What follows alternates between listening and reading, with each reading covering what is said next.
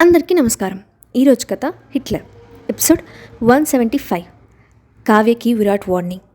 ఇక స్టోరీలోకి వెళ్తే ప్యాలెస్కి వచ్చేసరికి ఫీవర్తో స్పృహలో లేని హాస్ని కనిపించడంతో కంగారుగా డాక్టర్ని పిలిపించి ట్రీట్మెంట్ ఇప్పించాడు విరాట్.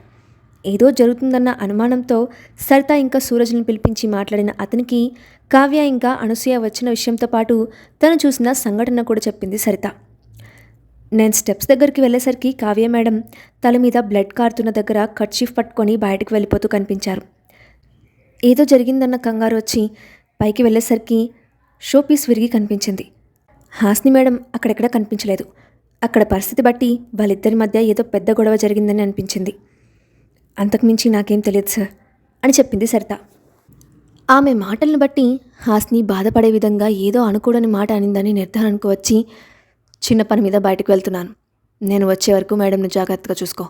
అలాగే తను ఫ్రెష్ అప్ అయి వచ్చాక లైట్గా లంచ్ పెట్టు, టాబ్లెట్స్ వేసుకునేలా చూడు అని సరితకు చెప్పి అక్కడి నుండి వేగంగా బయటకు వెళ్ళిపోయాడు విరాట్.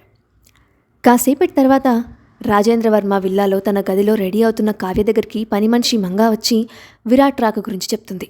అయితే అతను తను చూడ్డానికి ప్రత్యేకించి వచ్చాడని భ్రమపడి మరింత శ్రద్ధగా రెడీ అయ్యి కిందికి వచ్చి, hello Virat, what a pleasant surprise. నన్ను చూడటానికి పని మానుకొని మరీ వచ్చినందుకు చాలా థ్యాంక్స్. చాలా రోజులుగా నన్ను కలవాలని నీతో మాట్లాడాలని అనిపించినా నీ వర్క్ డిస్టర్బ్ చేయక ఆగిపోయాను అని మాట్లాడుతూ అతని దృష్టి తన నుదుటిన తగిలిన దెబ్బ మీద పడేలా హెయిర్ అడ్జస్ట్ చేసుకుంది కావ్య.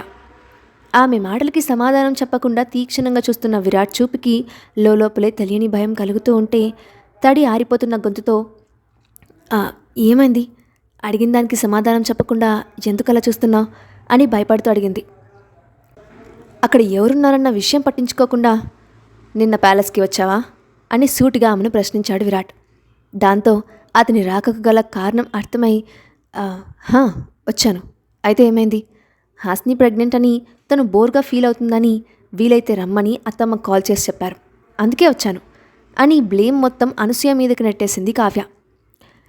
నేను ఏదైనా ఒక్కసారి అడుగుతాను, హాస్నితో నిన్న సాయంత్రం దేని గురించి మాట్లాడావు, ఏం చెప్పి బాధ పెట్టావు అని సహనంగా అడిగాడు. అతను హాస్ని గురించి మాట్లాడటానికి మాత్రమే అక్కడికి వచ్చాడని అసహనంగా ఉన్న కావ్యకి అతని ప్రశ్న మరింత కోపాన్ని తెప్పించింది. మనసులో ఏదో తెలియని తెగింపు కలుగుతూ ఉంటే ఏమని సమాధానం చెప్పాలో డిసైడ్ అయ్యి నోరు తెరిచింది. నేనేదో అన్నానని చెప్పిన నీ భార్య దేని గురించి అడిగానో చెప్పలేదా? అసలు ఆ అమ్మాయికి నీ పక్కన నిలబడే అర్హత లేదు. ఆమె మీద నీకున్న గుడ్డి ప్రేమను అలసుగా తీసుకొని తప్పు మీద తప్పు చేస్తోంది. తన మోసాన్ని నువ్వు ఎందుకు సహిస్తున్నావో నాకు అర్థం కావట్లేదు. అసలు ఆమె కడుపులో ఉన్న బిడ్డ నీదని గ్యారంటీ ఏంటి? 2 సార్లు తప్పు చేసిన ఆమెకి 3వ సారి చేయడం కొత్తనా? ఇలాంటి ఒక క్యారెక్టర్ లేని ఆడదాన్ని విడాకులిచ్చి బయటకు పంపించకుండా ఎందుకు నీ పక్కనే ఉంచావు? కనీసం నీ కాళ్ళ దగ్గర ఉండటానికి కూడా పనికిరాని ఆమెను భార్యగా చేసుకొని ఎవరిని ఉద్ధరించాలని చూస్తున్నావు? అందుకే అర్హత లేని వాళ్ళని నీ పక్కన ఉండకూడదన్న ఉద్దేశంతో ఇదంతా మాట్లాడాను. నేనేం చేసినా నీకోసమే విరాట్ అని ఇంకేదో మాట్లాడబోతున్న కావ్య అతని కళ్ళల్లో కనిపిస్తున్న ఎర్రటి చీరలు చూసి భయంతో బిగుసుకుపోయింది. హాస్ని గురించి ఆమె మాట్లాడుతున్న మాటలన్నీ వింటూ లోపల పొంగుతున్న ఆవేశాన్ని పిడికిలి బిగించి కంట్రోల్ చేసుకుంటున్న విరాట్ కళ్ళు ఎరుపు రంగు సంతరించాయి. లోపల నిప్పు వేస్తున్న కోపానికి చేతి మీద నరాలు పైకి ఉబ్బి చూడటానికే భయంకరంగా కనిపించాయి. ఉగ్ర నరసింహుల్లా ఎర్రబడ్డ కళ్ళతో ఒక్కొక్క అడుగు ఆమె వైపు వేస్తూ, ఆగిపోయావే, మాట్లాడు, ఇప్పటి వరకు నోరు ఉంది కదా అని చాలా చెప్పావుగా, ఇప్పుడేమైంది, మాట పడిపోయిందా? ఎంత ధైర్యం ఉంటే నా ముందే నా భార్య గురించి మాట్లాడతావు? నీ కంటికి నేను అంత వెర్రిపప్పలా కనిపిస్తున్నానా? జరిగిన విషయం తెలుసుకోవాలని అసమర్థుని అనుకున్నావా? అసలు నువ్వెవరు అని మా పర్సనల్ విషయంలో జోక్యం చేసుకోవడానికి?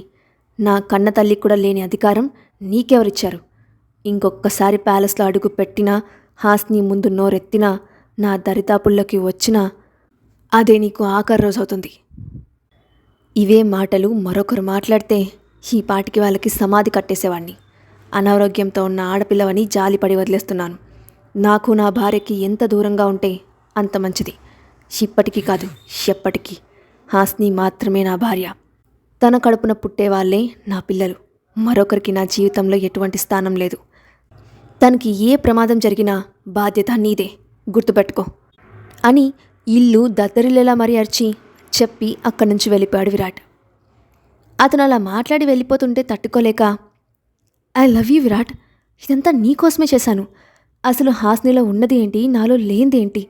దయచేసి నా ప్రేమను అర్థం చేసుకో అని అరుస్తూ అతని వెంట పరిగెత్తింది.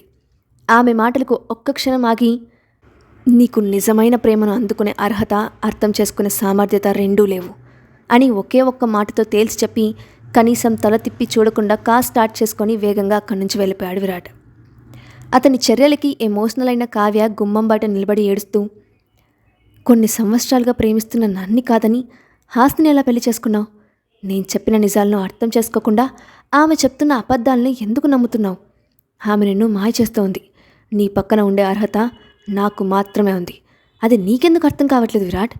అసలు నా ఆరోగ్యమే బాగుంటే నన్ను కాకుండా వేరే వాళ్ళు చూసేవాడివి కాదు కదా అని ఏడుస్తూ తల గోడకు కొట్టుకుంది. దెబ్బ మీద దెబ్బ మరొకసారి తగిలేసరికి రక్తం రావడంతో స్పృహ తప్పి పడిపోయింది కావ్య. అప్పటి వరకు వాళ్ళకి కాస్త దూరంలో నిలబడి ఇద్దరి మధ్య జరుగుతున్న డిస్కషన్ను బిక్కుబిక్కుమంటూ చూస్తున్న వసుమతి పడిపోయిన ఆమెను చూసి కంగారుగా దగ్గరకు వచ్చి లేపడానికి ప్రయత్నించింది. ఇదిలా ఉండగా సాయంత్రం నిద్ర లేచి బయటకు వచ్చిన అనసూయ సోఫాలో కూర్చొని టీవీ చూస్తుండగా అక్కడికి పరుగున వచ్చి విల్లా మేనేజర్ కావ్య అనారోగ్య పరిస్థితి గురించి చెప్పింది. అయ్యో నిజమా? ఇదంతా ఎప్పుడు జరిగింది? ఇప్పుడు తనకెలా ఉంది అని అడిగిన ఆమెకు విరాట్ ఆమెను కలిసిన విషయం తర్వాతే స్పృహ తప్పిందని, ఆ ఇద్దరి మధ్యలో ఏదో జరిగిందని వివరించింది. అసలు విరాట్ అక్కడికెందుకు వెళ్ళాడు అని సందేహం వ్యక్తం చేసిన ఆమెతో, నిన్న ఆమె వచ్చి వెళ్ళిన తర్వాత హాస్ని మేడం ఆరోగ్యం దెబ్బతినిందని, అందుకు కారణం ఆమెనని సార్ భావించారు. ఆ విషయం మాట్లాడడానికే వెళ్ళారు అని మేనేజర్ చెప్పారు. అయితే నేను కోరుకున్నట్లు జరుగుతుందన్నమాట. తనని రమ్మని చెప్పి నేను అనుకున్న విషయం మాట్లాడటం వల్ల బ్లేమ్ ఆమె వైపు వెళ్ళిపోయింది. నేను సేఫ్గా ఉన్నాను. పాపం కావ్య బలైపోయింది. కానీ నేను అనుకున్న విషయం జరగాలంటే ఎవరో ఒకరిని అడ్డం పెట్టక తప్పదు. వీలైనంత తొందరగా హాస్ని పీడ వదిలించుకోవాలి. నిజానికి కావ్య మంచిదే. నా కొడుకు జీవితంలోకి వగలాడి రాకపోయి ఉంటే తన ఆరోగ్యం పట్టించుకోకుండా ఇద్దరికీ పెళ్లి చేసేందుకు కొంచెమైనా ఆలోచించేదాన్ని కాదు. ఇక నా చేతుల్లో ఏమీ లేదు. జరిగే వినోదం చూడటమే మిగిలింది అని రాక్షసంగా నవ్వింది అనసూయ. ఇక్కడ ప్యాలెస్లో బెడ్ మీద దిగులుగా కూర్చొని ఆలోచనలో మునిగిన హాస్ని దగ్గరికి వచ్చి, కావ్య మాటలను మనసుకు తీసుకొని బాధపడకు. ఇలాంటి సమయంలో నువ్వు డల్గా ఉంటే ఆ ఎఫెక్ట్ మన బిడ్డ మీద పడుతుంది. నువ్వు ఎంత ఆనందంగా ఉంటే అంత మంచిది. అర్థమైందా అని లాలనగా అన్నాడు విరాట్. అతని మాటలను నిస్తేజంగా వింటూ తన బాధకు గల అసలు కారణాన్ని బయటకు చెప్పలేక మౌనంగా తలదించుకుంది హాస్ని. విరాట్కు అనుమానం కావ్య మీద తప్ప తన తల్లి మీద రాకపోవడంతో హాస్ని బాధపడటానికి కారణం అదేనని అనుకున్నాడు. నిజం తెలిసిన హాస్నికి తన బాధకు కారణం గట్టిగా అరిచిమే చెప్పాలని ఉంది. కానీ చెప్పిన తర్వాత ఎదురయ్యే పరిణామాలను గుర్తుపెట్టుకొని మౌనం వహిస్తోంది. అతనికి నిజం చెప్పడం ఒక్క నిమిషం పని. ఆ తర్వాత అతని తల్లితో ఉన్న బంధం శాశ్వతంగా తెగిపోతుంది. కానీ ఈ ప్రపంచంలో అతనికి ఉన్న ఏకైక బంధం అతని తల్లి మాత్రమే. తన వాళ్ళంటూ ఎవరూ లేకుండా ఒంటరిగా బ్రతకడం ఎంత నరకమో తల్లిదండ్రి లేని ఆమెకు తెలుసు. ఆ బాధ విరాట్కి రాకూడదన్న ఉద్దేశంతో మాత్రమే అనసూయ ఆగడాలను భరిస్తోంది. అసలు ఆమె చెప్పిన విషయం నిజమో కాదో తెలియదు.